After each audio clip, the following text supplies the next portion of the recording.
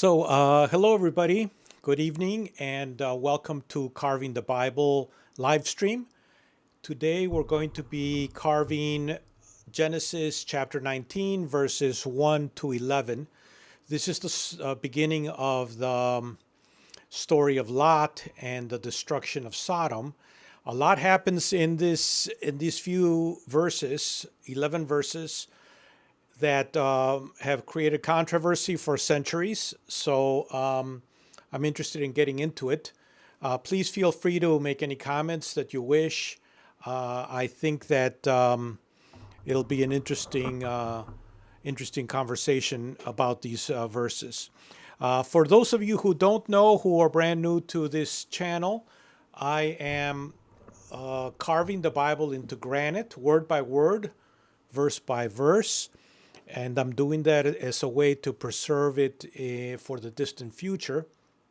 A couple of years ago, I had an insight that most of what's been preserved from ancient cultures in history has been preserved on rock or clay, and very little is left of everything else. And we preserve most of our Bibles nowadays on paper or in digital media, which simply won't last beyond a couple of hundred years. And the few things that we have in stone are some quotes or maybe a few verses. So my project is to preserve the whole Bible in granite, and hopefully it will last for thousands of years if we are so lucky. Okay, so there's nobody right now in the chat, so I'm going to just begin carving with verse 1. Let me just say a couple of things about it. And let me read verse 1 so that we're all on the same page. All right, so this is Genesis 19, chapter 19, verse 1. And the two angels came to Sodom at even, and Lot was sitting in the gate of Sodom. And Lot saw them, and rose up to meet them, and he bowed down, the face towards the ground. Verse 2, and he said, Behold now, my lords, turn in, I pray you, into your servant's house, and lodge, and wash your feet. And you shall rise up early, and go on your way. And they said, No, but we will pass the night in the open place. So there's a couple of interesting things there. Number one, it opens up in a very much a parallel to Abraham when the angels came to see him. He was sitting at the door of the tent, and he saw them, and he rose up and ran to meet them. And the same thing happens here, and then he bowed to the ground. And the same thing here happens with Lot. So there's definitely a parallel. Whoever wrote this is building a parallel between the two incidents. But then it changes.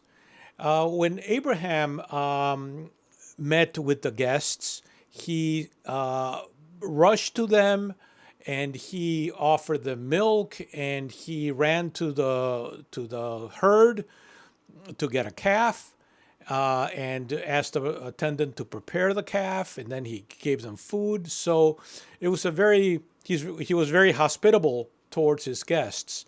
Lot, on the other hand, he offers them to let them wash their feet, but then he says, and you shall rise up early and go on your way.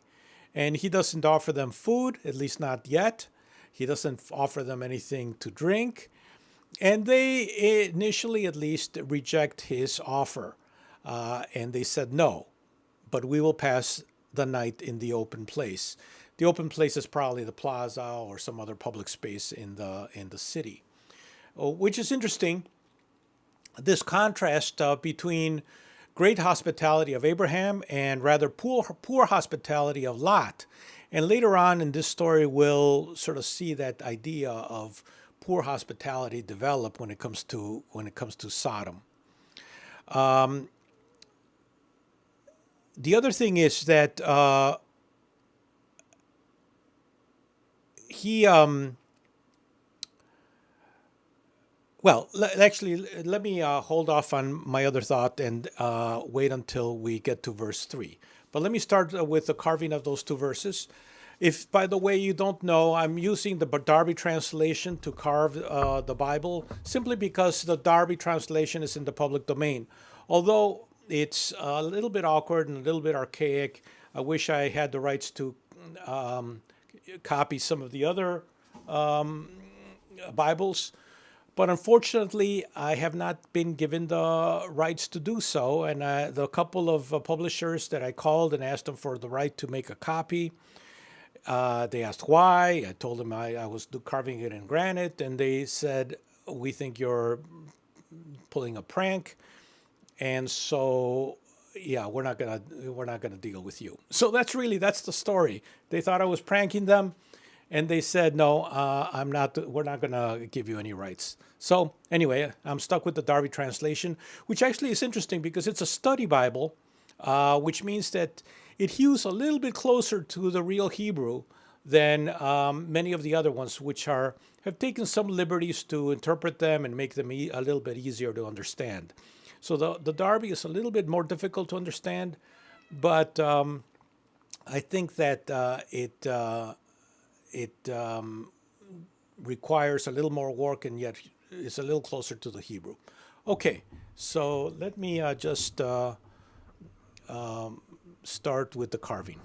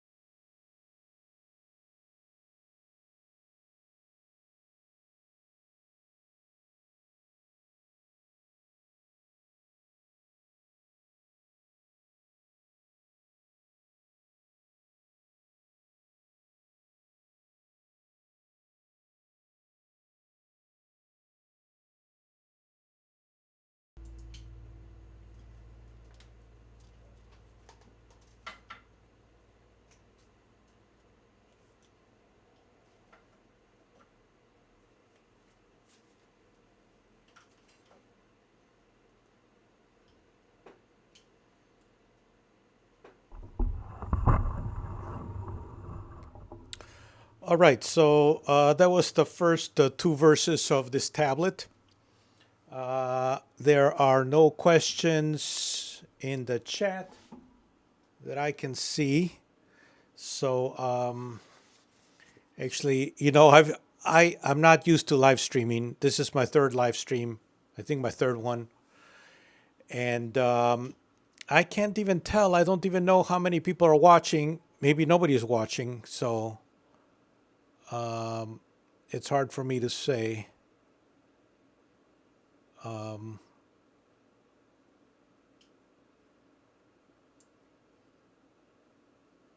Oh, okay, I just found it. One person watching. So, oh, Circle Wedge, you're there. Okay, so you are watching. Well, thank you very much. I appreciate your loyalty. In case you haven't seen the video from last time, the final product, I might as well show it to you now so that you can see a little bit of what the result is from last time. Let me see if I can find that video.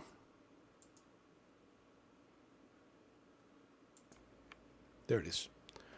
So after I finished doing the carving, I clean everything up. I take out all the sticky parts from the middle of the letters, and then finish polishing the granite. So that's what it looks like when we do that. Okay, so as I mentioned, one of the other things that just occurred to me as I was carving it, since I do it slowly, I get a lot of ideas as I do it. But Lot says to the angels or to the messengers, and you shall rise up early and go on your way. So again, we're talking a little bit about hospitality and how hospitality fits into the picture here on this story about Sodom. And unlike Abraham, who has a calf slain and dressed and cooked for his guests, Lot is saying, okay, well, go to bed. He doesn't offer them any food, and says, and you'll get up early and go on your way. So not very hospitable. It's definitely a contrast between Adam and Lot on this issue. Okay, so verse 3. So they tell him that they're not going to stay there. They're going to stay out in the open. So basically, they're rejecting his hospitality, probably because it's substandard. And verse 3, and he urged them greatly, and they turned in unto him and entered into his house. And he made them a repast and baked unleavened cakes, and they ate. Verse 4, before they lay down, the men of the city, the men of Sodom, surrounded the house from the youngest to the oldest, all the people from every quarter. So I guess Lot felt guilty about not giving them anything to eat, and sort of being a little bit rude and saying, okay, you can stay overnight and wash your feet, but you're going to have to leave early. So he obviously changed his mind. He gives them something to eat and convinces them to stay with him. But as he does that, apparently a threatening mob arrives, and the men of the city, the men of Sodom, surrounded the house from the youngest to the oldest, all the people from every quarter. So basically, all the people are from every quarter, and from the youngest to the oldest. What this passage seems to be doing is it's negating the negotiation that Abraham just had, because apparently there are no 10 righteous people in Sodom, or at least righteous men in Sodom, because he mentions from the youngest to the oldest, and from every quarter, so from all parts of the city.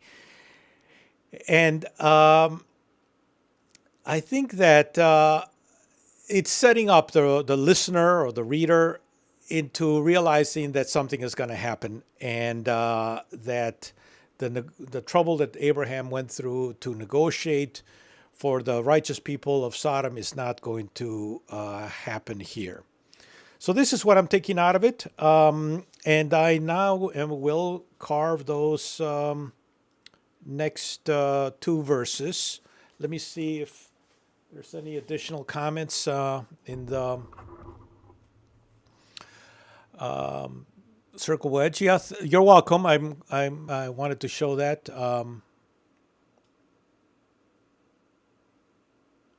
You say I hadn't noticed in Abraham or Abraham and Lot. Yeah, I was surprised about that contrast. It starts with a parallel. They both are sitting at the opening. Lot at the opening of the gate of the city. Abraham at the door of his tent. They both notice them. They both run to them. They both bow down to them. So the opening is like very much a parallel, and then suddenly it starts to diverge, and there's a contrast that's built up. I don't think it's negating what Abraham said. Well, no, it's not negating it. I mean, I think that the negotiation that took place is legitimate in the story, but what I do think is happening is that we're setting up for the fact that that Sodom is going to be punished. Oh,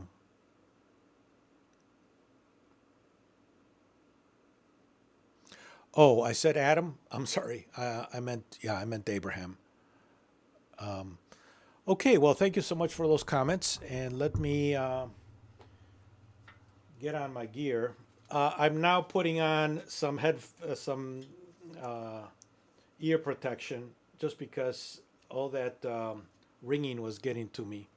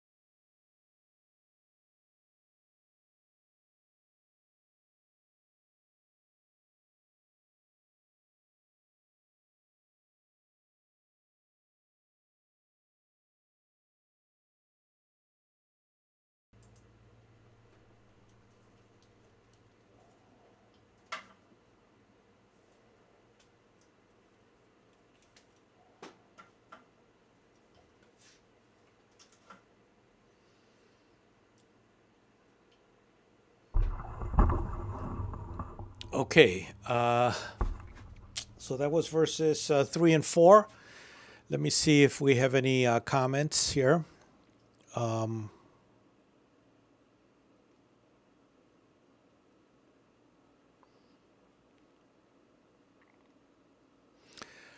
Yeah, one comment, good protection, you said, Circle Wedge. Yeah, I was noticing I might be losing my hearing because this this tool makes a really high pitched squeal. Let me just turn it on for a moment so you guys can hear it.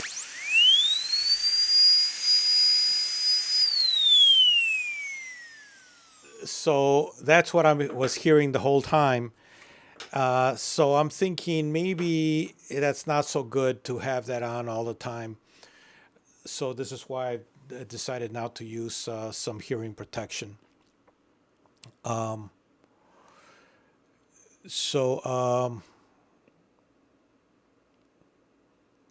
yeah, as far as the mistakes, I think I do once in a while make mistakes for a couple of reasons. One is sometimes it's difficult to see exactly because of this modeled. I'll show you because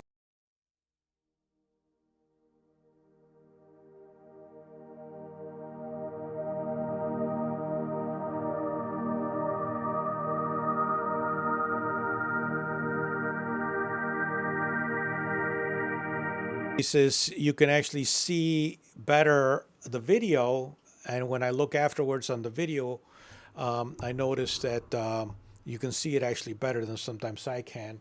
And I have an extra light here, but it doesn't do that much on the Hebrew side. It's much stronger on the English side. So I might have to move that light. But yeah, I hope I don't make too many mistakes. Although my understanding is that everybody who's copied the Bible has made mistakes on it. So anyway, oh,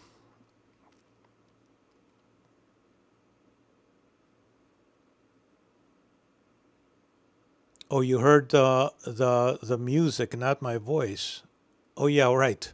When I put the detail camera, it defaults to the music. What I was saying is that that modeled that modeled texture, because of the template that I'm using, it makes it hard to see sometimes what is on the what letters are actually there. Now, because I've done this, I've done a lot of these tablets. This is tablet 34 now. I am pretty familiar with the letters, so even if it's modeled, I can pretty much read it. But sometimes I do make mistakes, and hopefully I will improve as I go on, and I hope there's not too many mistakes. And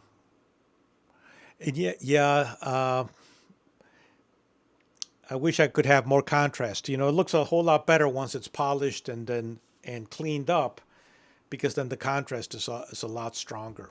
But I haven't found a better way to do it right now, so that's what I'm sort of stuck with. Okay, I'm going to clean up a little bit of this dust because it's getting all over the place. It'll just take a moment.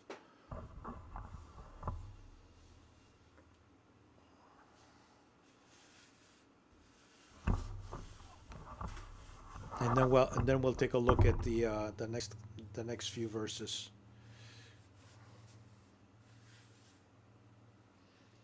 Okay. All right. So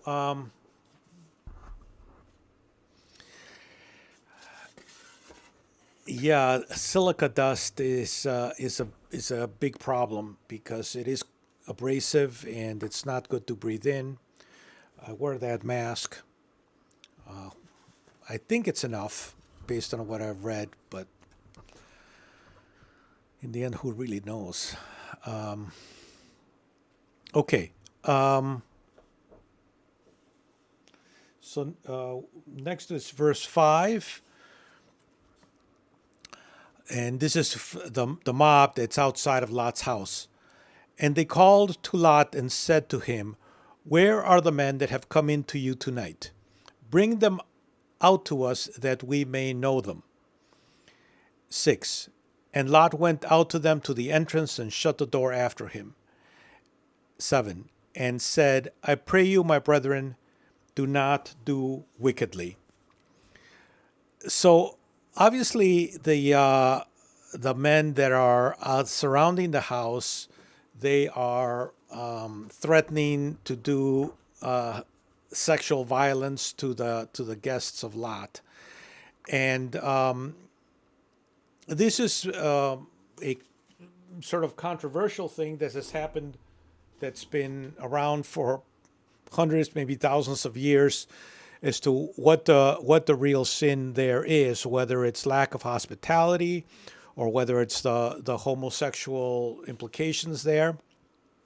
From what I've read, scholars seem to think that the emphasis really is on the lack of hospitality, as is shown by the way that Lot treated the men initially when they visited him, that he was already being sort of infected with this lack of hospitality, in contrast to Abraham, and that the sexual threat is a threat of domination and a power play more than a sexual play.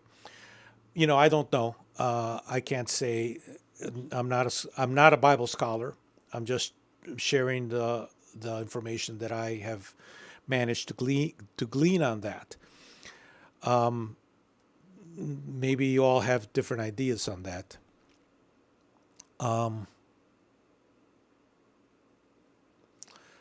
Okay, so I'm going to carve those next three verses, and we'll just keep on going.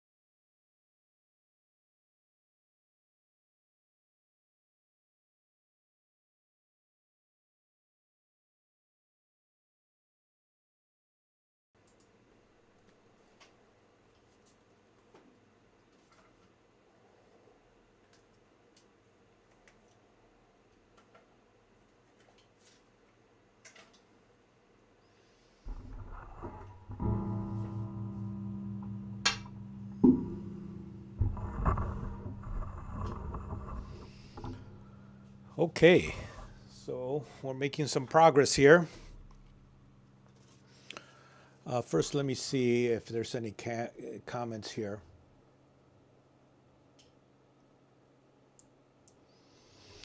Thank you. Thank you for your comment on the clean lines.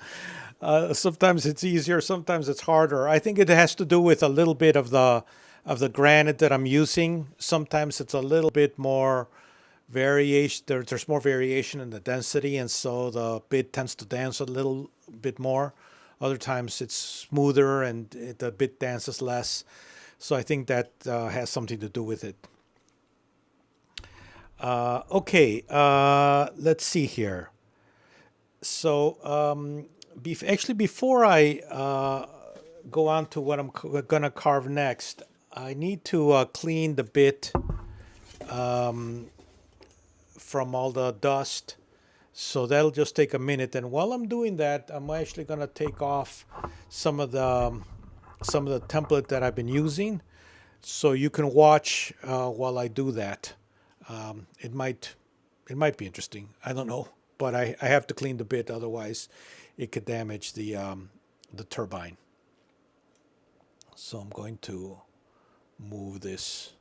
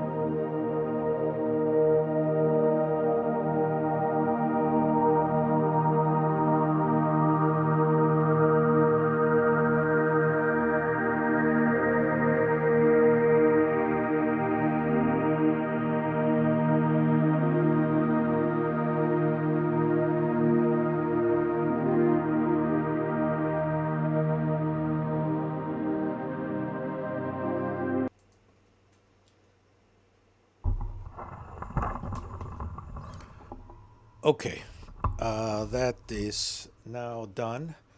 So let's take a look at the next two verses. This is verses 8 and 9, and this is actually a really rather shocking, at least shocking to me. Verse 8. This is Lot speaking. Behold, now I have two daughters who have not known a man. Let me now bring them out to you, and do to them as is good in your sight.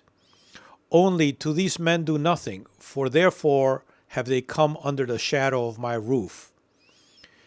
Verse 9. And they said, back there, and they said again, this one came to sojourn, and he must be a judge. Now we will deal worse with you than with them. And they pressed hard on the man, on Lot, and drew near to break the door. So obviously the conflict is escalating, and Lot offers his daughters to the mob, which I find really shocking, at least with my modern sensibilities, I guess. It's shocking. A couple of things. I think that back in the ancient Near East, women and girls were closer to property than anything else, and when they were given away in marriage or as slaves, they were really, really it was the father or the man of the household who made these decisions, and they really didn't have anything to do with it. But then I was thinking about some of the modern culture too. When I've read these stories about people in India or in parts of the Middle East that for purposes of honor, they're willing to kill their daughters because they think for some reason they have dishonored the family, dishonored their name. So I have to say that this kind of extreme activity is not unknown in today's world, which is sad to say. But in the ancient Near East, I think the honor that was associated with protecting guests was more important than what would happen to his daughters. That's the only thing I can say. Maybe there's another interpretation of this that I don't know, but that's the way I'm interpreting it.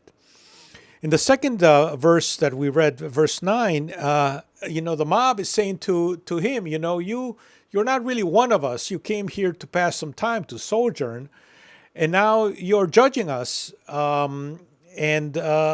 So I looked into that word judge. It's the same word that was used when the angels are talking to Abraham, and they say that they've chosen him and his progeny because of righteousness and justice, that they will do righteousness and justice.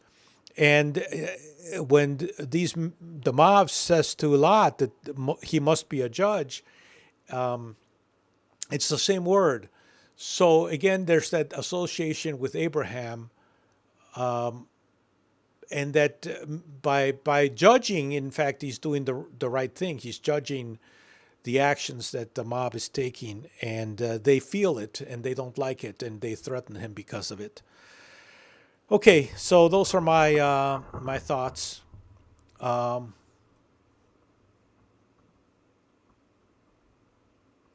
Okay, Circle Wedge, thank you for showing up. I appreciate it. And I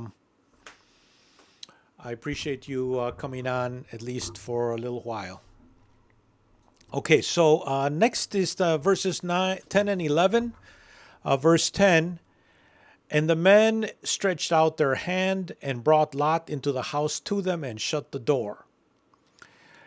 11, and they smote the men that were at the entrance of the house with blindness, from the smallest to the greatest, and they wearied themselves to find the entrance. So by the men, it means the visitors, the angels. They're sort of putting their power into action. They stretched out their hand and brought Lot into the house and shut the doors. So they saved him from the mob, which was, pressing him and threatening him. And when it says they smote the men at the entrance with blindness, and so the mob got tired of trying to find the door because now they were blind. So this is those are verses 10 and 11, the last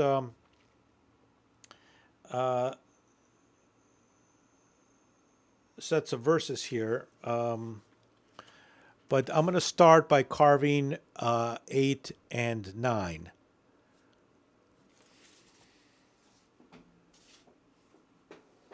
I think I jumped the gun with reading 10 and 11. That's okay. We can go over that again.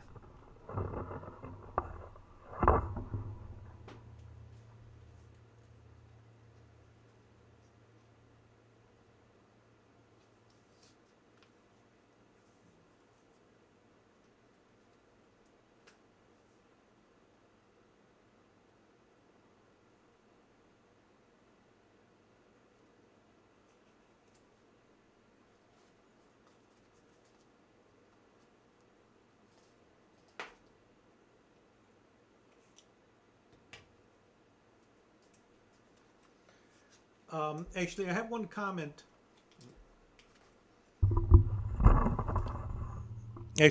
comment. Circle Wedge, if you're back for a moment, is if you have any thoughts on alternatives to music. I had thought of combining some of the music with the sound, the actual sound of the drill, maybe tone it down a little bit so that you can actually hear a little bit of the process. Maybe that would be better than just music. I'm not sure. Any thoughts on that would be appreciated.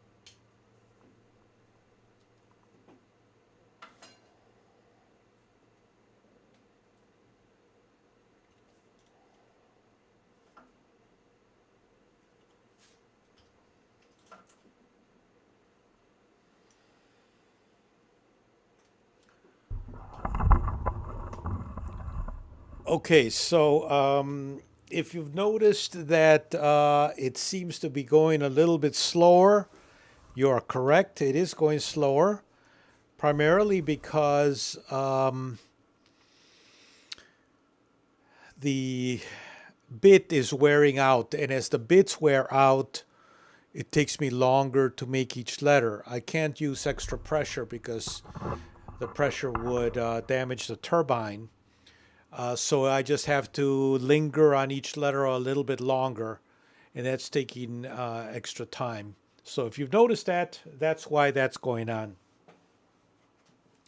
Let me clean up some of the dust that's accumulating here, especially because I have to be able to see the last bits that I'm carving. Okay, there's nothing new in the chat from what I can see. So I'm just gonna move forward and go over the last two verses. I think I read this last time, but I'll read them again. Verse 10, and the men stretched out their hand and brought Lot into the house to them and shut the door. 11, and they smote the men that were at the entrance of the house with blindness, from the smallest to the greatest, and they wearied themselves to find the entrance. So basically now the messengers, the angels, whatever they are, have shown their power. They see that Lot is being threatened at the gate or at the door of his house, and they bring him inside, and then they blind the men. They shut the door and blind the men who are trying to get in so that they can't find the door. So those are the last two verses that I'm going to carve on this tablet. And then I'll finish the story probably in the next tablet. I'm not sure how many more verses there are. Okay. I think that's all for the moment. Let me go back to what I'm doing.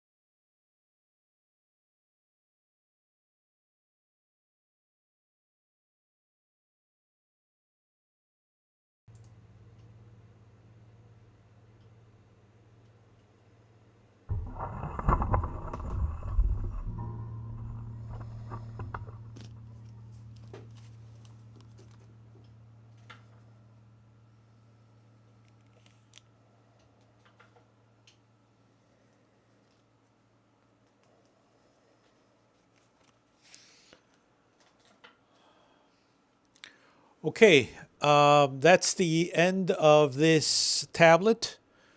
Thank you, all of you who have been watching. Let me actually see see if I have anybody who's been watching here. Um, oh, okay, 16, at least 16 people showed up for at least for a little bit. So I appreciate everybody who did show up. Um, there's nobody in the watching right now, but that's okay. Maybe when it's posts on the channel, somebody will be watching. But next tablet, I will be working on the next part of the story of Sodom, and I hope that you can join me for that. If not, I'll be posting other videos on the channel so you can take a look at those. All right. Thank you again for everything, and I am